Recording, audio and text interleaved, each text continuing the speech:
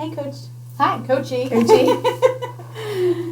All right, so tell me about your lesson tomorrow. What am I going to be saying? Tomorrow you'll be observing our comprehension piece. Okay. We have been working on retelling, and we're slowly moving into summarizing. Okay. Trying to get her a little more specifically to talk about her reading.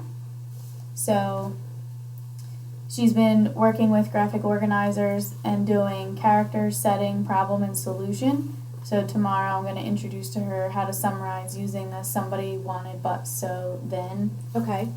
Will you be using a graphic organizer? We'll be using a big anchor chart. Okay. So we're going to start out by creating that together, talking about the story Cinderella, and kind of pulling the parts out. And as she identifies them, I'm going to make the chart so she can see where it comes from, I guess, the importance of it. And then we'll be able to go back later with another text and see if she can identify them separately. So you'll be using the text Cinderella, and are you modeling it for her, or will it be more guided practice, like she's going to help?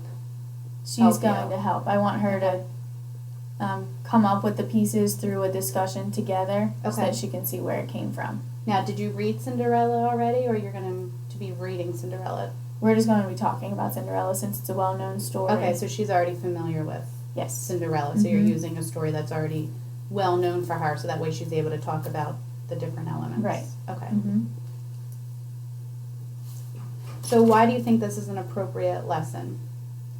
She demonstrated some issues on the CRI passages with talking about reading after she was done her reading. So that's why we're focusing on retelling and summarizing. What do you mean talking about her reading? When she finishes reading a passage, she tends to give very short, simple, like one-sentence responses to her reading. Okay. So do you, in the CRI passages, did you mean the part when you asked her to retell the story and what she thought about it, or more specifically when you asked the questions in the CRI? It was both. Okay. It was in both. So you think this lesson is appropriate. You chose this because based on your CRI assessment, you want her to provide more details in her retell. Yes. From what I'm understanding. Okay. So can you kind of give me a sequence of the lesson? Sure. The first thing we're going to do is review the retell process that she has been working on, because she demonstrated even today that she was very familiar with the retell and kind of ready to graduate to something a little more in-depth. Okay. So we're going to start, and I'm just going to review that with her. She should be able to tell me that we've been working on character, setting, problem, and solution. Okay. When we do that, or after that, then we're going to talk about the story Cinderella and how she can kind of apply what she knows about retelling to the story Cinderella, but I'm going to prompt her and try to probe her a little bit to expand on that. Okay. And from that expansion as a discussion, we're going to create the anchor chart. I'm going to show her how she already talked about those 5 points and just show her in an organized way on the chart. Okay. Let me just make sure I'm following. Sure. So you said you're going to prompt her to give those details about the story. What are some ways that you will prompt her? When she first starts talking about who's in the story, we're going to talk about how that's the character and how that translates as the somebody in this Okay, so you'll chart. connect the somebody to the characters. Yes. Okay. And then the next part would be wanted, and I'll pull that specific term out as she's discussing what Cinderella actually wanted to do in that story. So kind of as she's talking about it, I'm just going to pull out the label that we give it, that section, so she can see how it flows together. So is the somebody wanted, but so then will that be displayed on the anchor chart already? Like you'll have boxes for each? Like what will that anchor chart look like? It's going to look, well, as she is explaining it to me and as we decide that that's what should go on the chart, that's when I'm going to write it in. Okay. So there'll be 5 boxes straight down, somebody wanted, but so then, and then we'll have the first column be about Cinderella. Okay. A space will be left to the side of it so that we can put in the next story. Okay, I understand. That we do later in the lesson.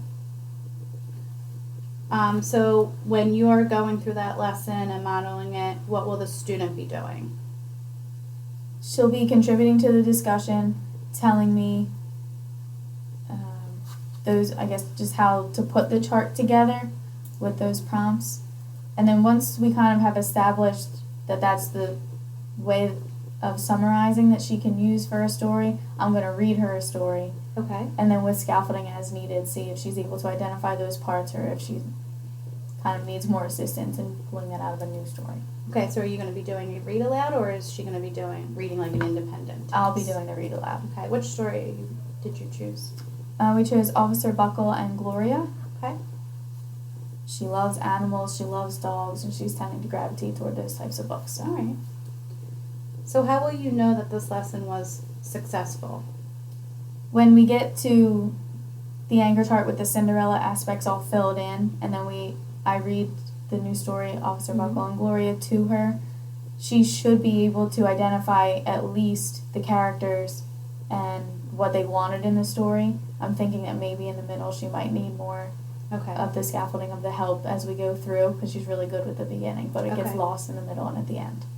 So if she can identify those 5 parts and jot it on a post-it or write on the anchor chart, depending on what she wants to do tomorrow, that's how I'm going to know. Okay, so you anticipate her being able to independently chart the somebody Yes. on the chart, and do you think she'll still be independent on the wanted part? I think so, because she's pretty good at identifying like the problem in a story. Okay. So. And you said that you might need to scaffold her a little bit more in that beginning piece for the bud, and so do you think she would be independent at the end? Or do you think she still needs more scaffolding for then? It'll depend. I think the scaffolding, she tends to lump things together, so I'm going to have Okay. to see how we separate it into each of the categories. How do you think you would scaffold her? Do you think she'll need a lot of support? I think she'll have all the parts, but I want to make sure that she's able to differentiate them. Okay.